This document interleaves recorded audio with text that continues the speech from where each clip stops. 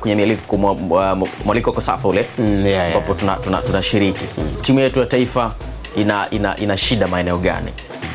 Nikipita tu kwenye mitandao ya kijamii nikisoma na kusikiliza wadau mbalimbali wa soka wamegusia kwamba kwenye ulinzi tuko vizuri. Lakini kwenye kutengeneza nafasi ama kutumia nafasi chache tunazozitengeneza limekuwa ni tatizo. Unajua changamoto ya washambuliaji wazuri unaweza ukasema ni changamoto ambayo sio tu ya Tanzania peke yake, ni changamoto ya kidunia.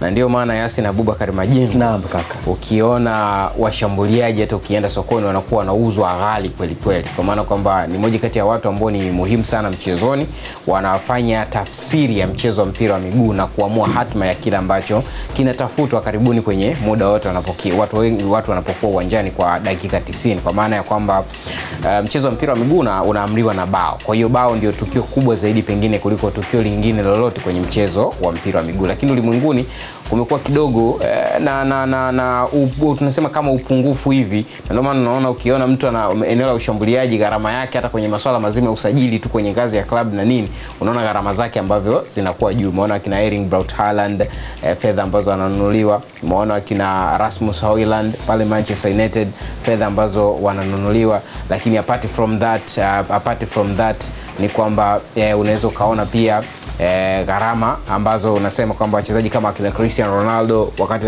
wanaondoka Manchester United ni miongoni mwa watu ambao unasema kwamba wamekuwa wakiuzwa kwa fedha nyingi, kwa sababu washambuliaji wamekuwa ni watu ambao hawapatikani kirahisi, lakini pia gharama zake zimekuwa ni za kiwango cha juu. Sasa ukija kwetu tuna changamoto ya kuwa na washambuliaji wazuri. Nafikiri na hiyo tunaweza tukaanza kuiona kuanzia kwenye ngazi hata ya ligi yetu hapa. Tazama aina ya washambuliaji tulionao, shambuliaji bora kwenye taifa letu kwa sasa, hususan wanacheza ndani ya mipaka ya taifa letu.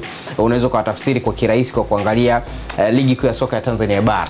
Akina nani wana mabao mengi, wako wapi? Unaweza kuona tuna mtu kama Walid ama Clement Mzize, lakini kutoka hapo huyo ndo mzawa pekee ambao anaonekana angalau kuchuana na wachezaji wa kigeni. Ukitoka hapo umuoni tena mchezaji mwingine kirahisi. Kwa hiyo inakuonyesha kwamba sisi kama taifa pia tuna shida eneo hilo. Lakini kitu kingine ambacho nimekiona ukiachilia mbali kwamba kuwa na wachezaji wachache ambao wana sanaa nzuri ya kufunga, changamoto nyingine Yasin ambayo nafikiri nimeiona ni ideology tulionayo, kwa maana kwamba ideology ya mwalimu wetu. Na hapa nafikiri naweza nikawa namzungumzia moja kwa moja Hemed Suleiman Morocco, namna ambavyo ana approach mchezo, namna ambavyo anaiseti timu yake, lakini pia namna ambavyo unaona kwamba mpango kazi wake unaonekana ni moja. Tunaingia kwenye michezo mingi, objective nambari moja ikiwa ni kuzuia, kwa maana kwamba tusiruhusu kwanza kupata bao alafu ndo tunaanza kufikiria namna ya kupata bao. Kwa hiyo hicho pia ni kitu kingine ambacho kimeonekana kuwa ni changamoto, kwa sababu mwalimu unaweza kumuelewa kwamba anaamua kufanya hivyo kutokana labda na resources alizonazo, kwa sababu ukiruhusu bao kama hauna uhakika wa kupata bao unakuwa umepoteza mchezo. Lakini usiporuhusu bao na ukiwa hauna uhakika wa kupata bao, ina maana una nafasi ya kuondoka na sare au alama moja kama ni michezo ambayo inatazama alama. Kwa hiyo unaweza kumuelewa kwa nini pengine labda amekuwa na mpango kazi wa namna. Lakini miongoni mwa vitu vingine ambavyo nadhani vinatushikilia sisi kama taifa kwenye swala zima la kupata mabao, ukiachilia mbali kutokuwa na quality za hali ya juu kwenye eneo la kushambulia, lakini pia mwalimu na ideology zake, au tunasema ideology sijui naitumia kwenye neno gani ambalo litaleta maana ya moja kwa moja, lakini au nitumie neno kama falsafa. Yes, falsafa za mwalimu zilivyo. Nafikiri moja kati ya kitu kingine ambacho kinatufanya tusishuhudie mabao mengi kutoka kwenye timu ya taifa ya Tanzania, kwa sababu objective yake nambari moja ni kuzuia kwanza. Kwa hiyo unapowekeza nguvu nyingi zaidi kwenye kuzuia, it's obvious kwamba kuna namna ambavyo utapoteza pia makali yako kwenye eneo la kushambulia. Kwa hiyo unasema kwamba mwalimu Hemed Morocco inawezekana pia naye kwa mpango kazi wake ambao anakuja nao, kuna namna pia una limit baadhi ya wachezaji kuonyesha hicho. Na nitakupa tu mfano mzuri. Unaona kikosi cha klabu ya Arsenal pale nchini England. Msimu mmoja nyuma ilikuwa ni moja kati ya timu ambazo zilifunga mabao mengi kwenye ligi kuu ya soka ya Tanzania bara, kumradhi, kwenye ligi kuu ya soka nchini England. Lakini msimu uliofuata, kwa maana ya msimu huu, Ni kama walitaka kuwekeza nguvu zaidi kwenye kuzuia, na wakajikuta kwamba most of the time mabao yao mengi wanafunga kwenye set pieces, kwa maana ya mipira ya kutenga.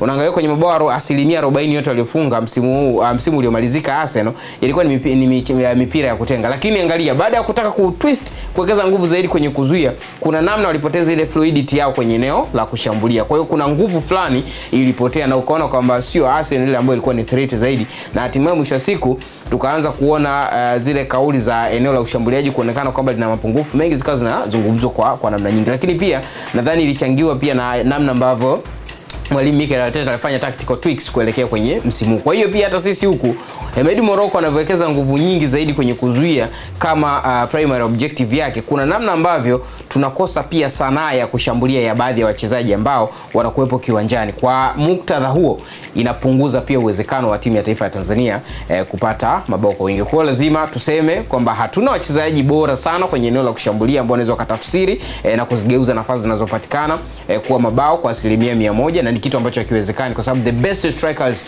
ulimwenguni wanakuambia wana uwezo wa kuconvert 25% tu ya nafasi zote ambazo zinapatikana. Sasa hata sisi pia hatuwezi tukawa tuna convert 100% ya nafasi zinazopatikana. Lakini sasa inakuwa ngumu zaidi kulingana pia na mpango kazi wetu tulionao. Nafasi chache ambazo zinatengenezwa inakuwa ni ngumu kuziconvert kwa sababu pia namna ambavyo tumeopt kucheza michezo mbalimbali.